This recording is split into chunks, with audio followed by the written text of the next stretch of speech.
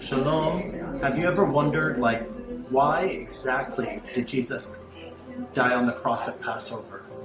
Or what was really going on when John the Baptist was out there in the Jordan River? Perhaps you're wondering, why are we blowing a ram's horn at the Feast of Trumpets? Or why do we have certain times of year that we have to count? And what exactly does it mean when the Bible says the first month, or the fifth month, or the seventh month? There's so many questions that we don't know. But if you come and join us for our conference, we're going to be able to discover a lot of these answers. Hope to see you there. Shalom, everyone.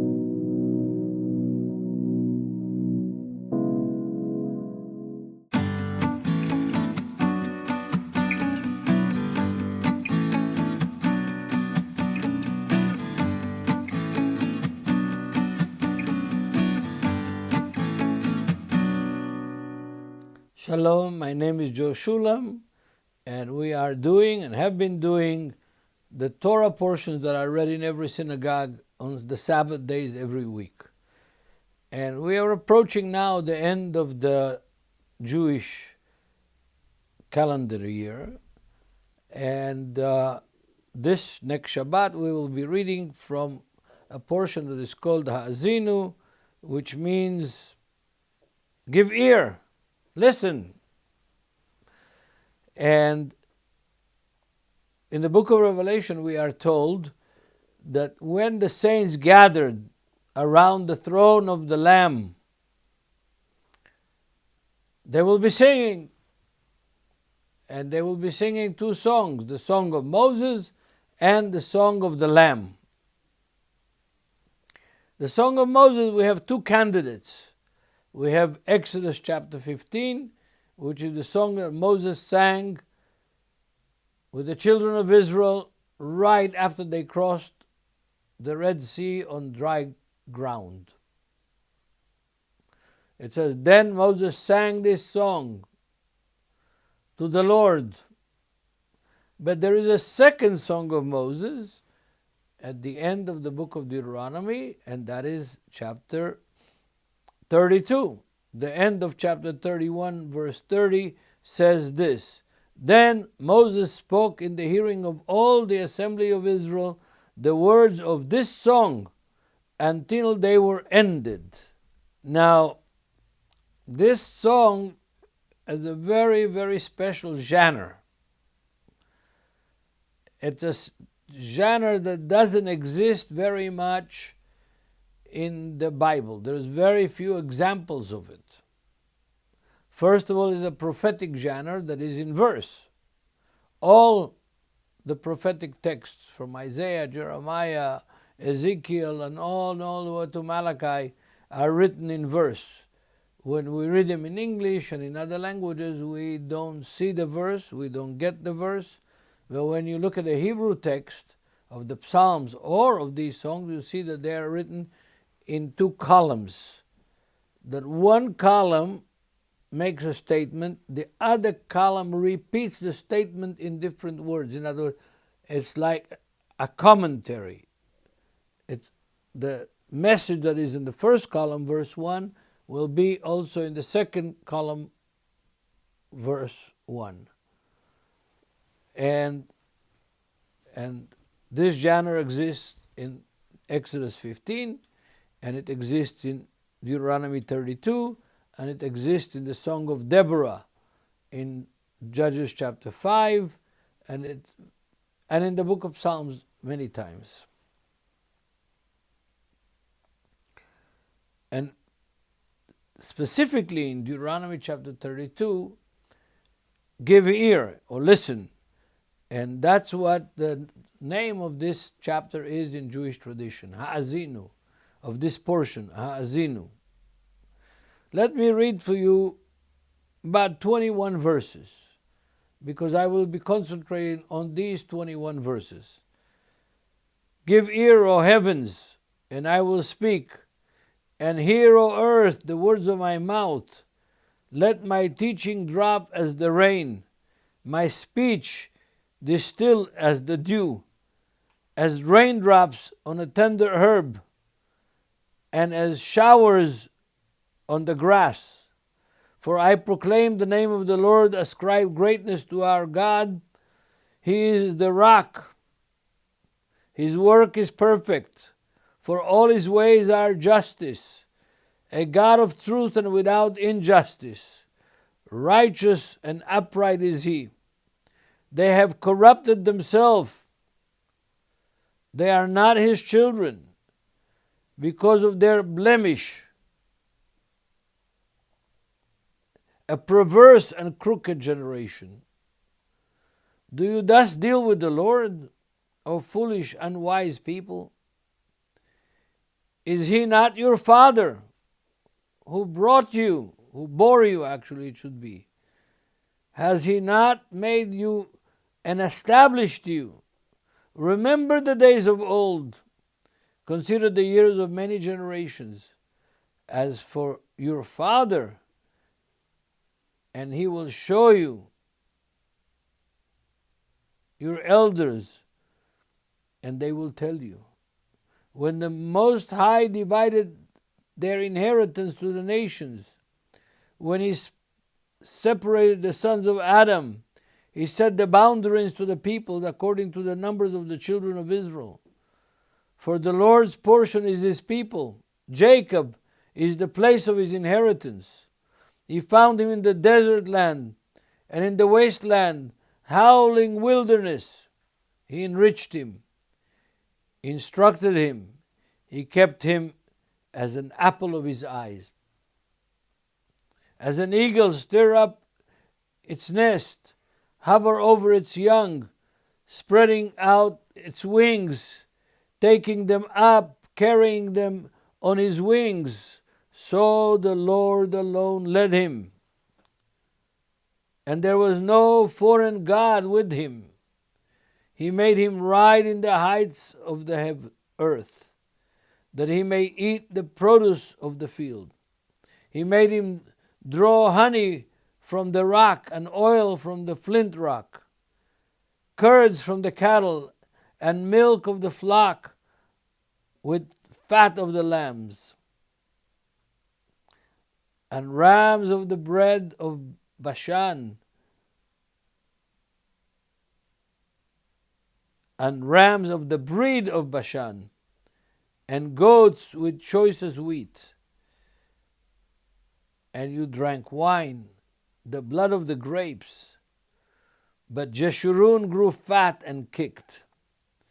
You grew fat, you grew thick, you are obese. Then he forsook God who made him, and scornfully esteemed the rock of his salvation.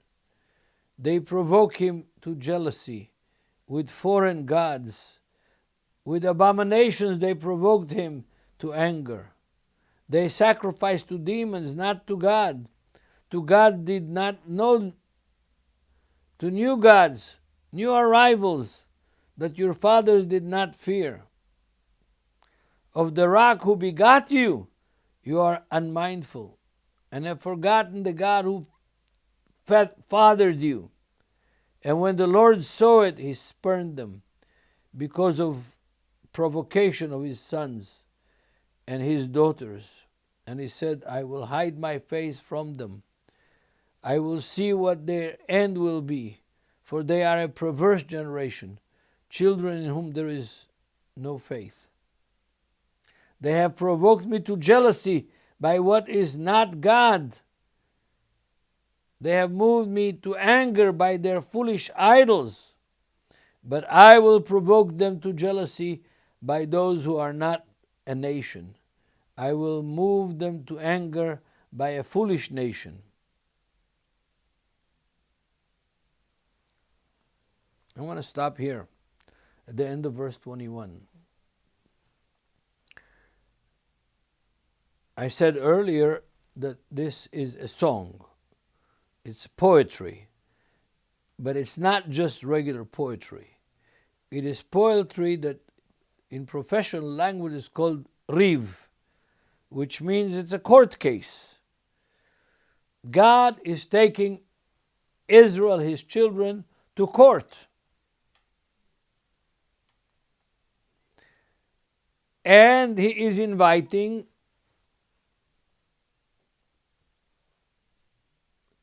witnesses and judges like any other normal court case. The judges are the heavens and the earth. They are the judges. And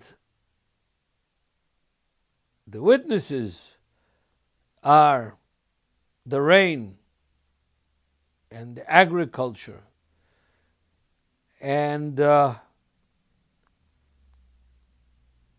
world, the nations, the Gentiles are the witnesses. So God is the plaintiff. He is the one that is complaining, taking his children Israel to trial.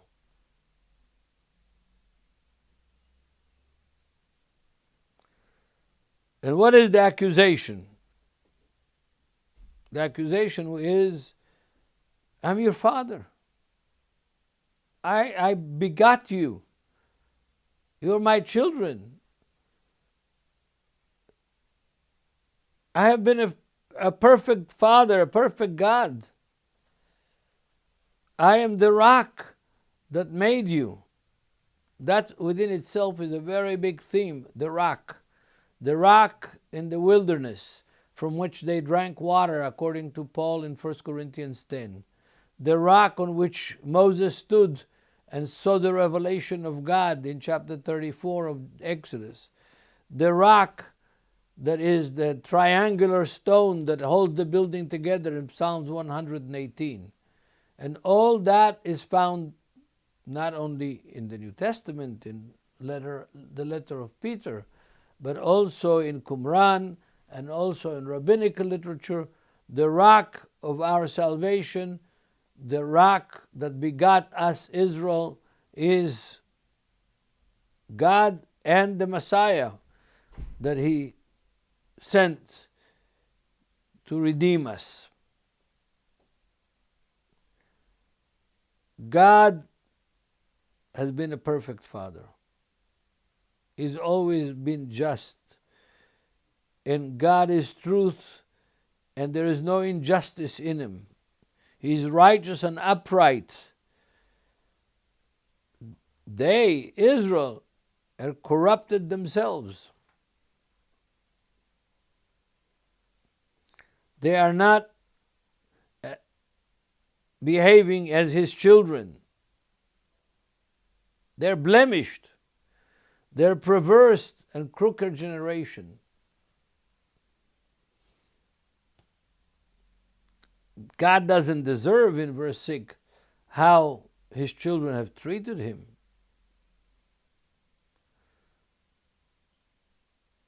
They act foolishly and unwise with their father. And the rhetorical question appears in verse 6. Is he not your father who brought you, begot you, who gave you birth? Has he not made you and established you? If you don't remember, let me remind you in verse 7.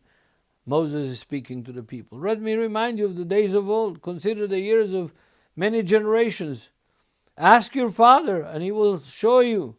Ask your elders, and they will tell you. When the Most High divided their inheritance to the nations, that's talking about Genesis chapter 11, when God created the nations. Before that, there were no nations.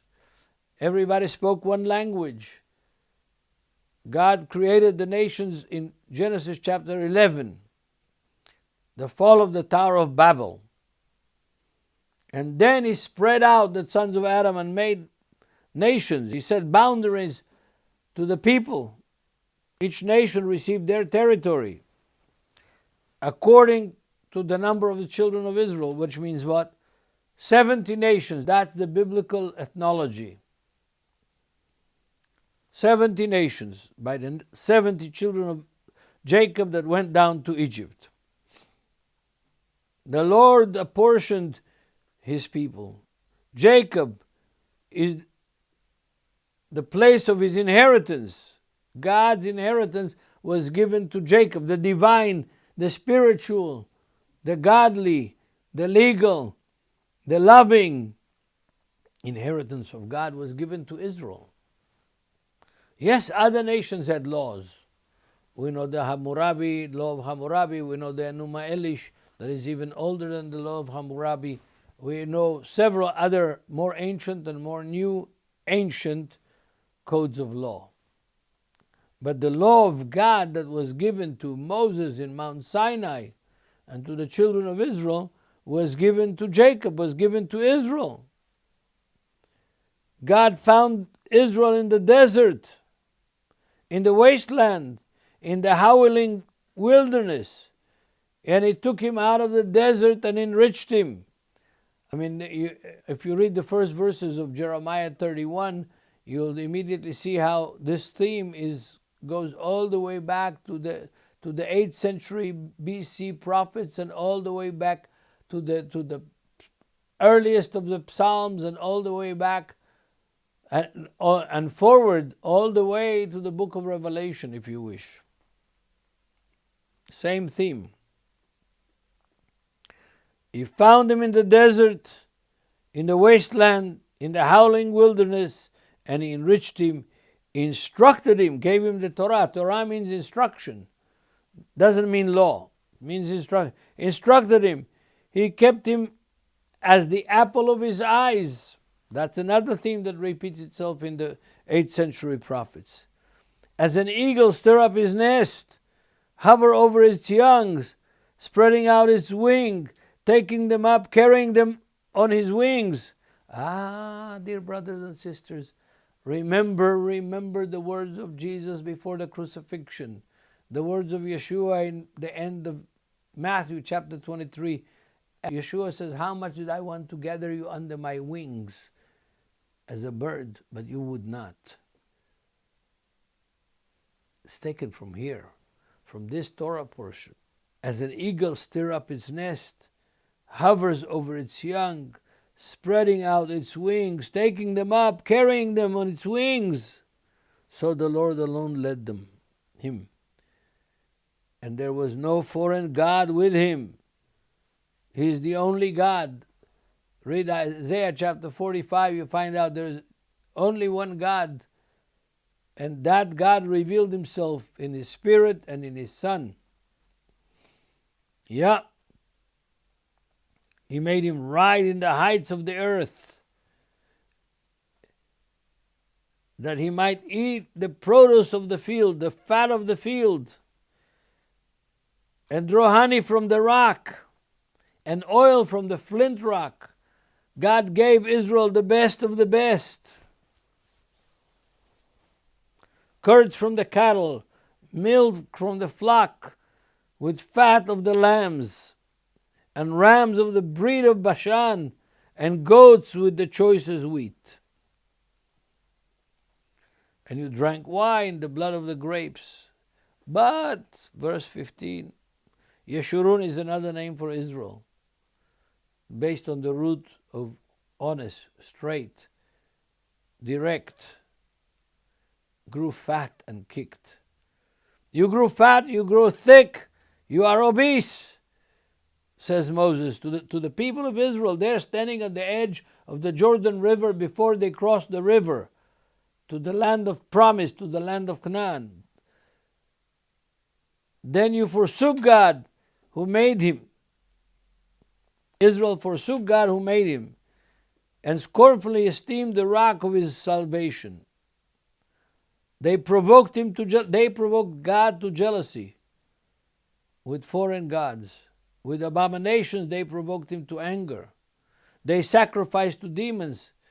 So when people sacrificed to idols, they weren't sacrificing to the statue of the idol. They were sacrificing to the spirit, to the demonic spirit behind the idol. And we learn this from here. It's a very important teaching. New gods, new arrivals that your father did not fear, didn't worship. In other words, they didn't know. Of the rock who begot you, you are unmindful, and have forgotten the God who fathered you. So sad. So sad. Moses, after 40 years leading these people in the wilderness, feeding them manna from heaven, water from the rock. After all that time, at the very last of his speech, he says, you have forgotten. The God that fed you, the God that took you out of Egypt, the God that crossed the Red Sea in dry land, you've forgotten him. You're not mindful of him. The one who fathered you, made you a nation, you've forgotten. And when the Lord saw it, he spurned them because of the provocation of his sons and his daughters. And he said, I will hide my face from them. I will see what will happen to them, what their end will be. For they are a perverse generation, children of whom there is no faith. Here comes the crucial text. They have provoked me to jealousy by what is not God. They have moved me to anger by their foolish idols. But I will provoke them to jealousy by those who are not a nation. I will move them to anger by a foolish nation. Now these last verses and the text that I read is the basis of all of Paul's theology and of all of Paul's motivation to preach the gospel to the Gentiles. Also based on the promises that God gave to Isaiah, Jeremiah, Ezekiel, Amos, Hosea, to all the prophets, all the way to Zechariah and Malachi. Yes, this text of Haazinu, of hear this, O people, pay attention to what I have to say to you. This is a court case. I'm taking you to court with witnesses and judges. Remember, and to end this teaching, I want to go to the book of Romans. The book of Romans, chapter 11, and read just 2 verses for ending this teaching for BRADTV on the Torah portion of Haazinu, of hear this, pay attention to this. Romans 11, I'm going to read verse 25 and 26. For I do not desire, brethren, that you should be ignorant of this mystery, lest you should be wise in your own opinion, that blindness in part had happened to Israel until the fullness of the Gentiles has come. And so all Israel will be saved, as it is written, deliverer came out of Zion, and he will turn away ungodliness from Jacob. For this is my covenant with them, that I take away their sins. Now, how is this going to happen? It's also in chapter 11 of the book of Romans. I'm going to read now at the end of my teaching from chapter 11, verse 11 to 14. I say then, have they stumbled that they should fall? Certainly not. But through their fall, to provoke them to jealousy, salvation has come to the Gentiles. Why has salvation come to the Gentiles according to Paul? So that they will provoke Israel to jealousy, based on this text from verse 20 and 21 from Deuteronomy chapter 32. Verse 12, if their fall is riches for the world, and their failure riches to the Gentiles, how much more their fullness? For I speak to you Gentiles, inasmuch as I am apostle to the Gentiles, I magnify my ministry, if by any means I may provoke jealousy to those who are my flesh, and save some of them. Paul is basing his mission to the Gentiles. He's called by Yeshua to be an apostle to the Gentiles in order to have the Gentiles provoke the Jews to jealousy and return them to the place where God reveals His face to them. Please read as homework Ezekiel chapter 39 from verse 21 to the end of the chapter. You'll get a revelation. God bless all of you, and keep studying the Word of God. Pray for Israel and for the world to know the Messiah. In the name of Yeshua, Amen.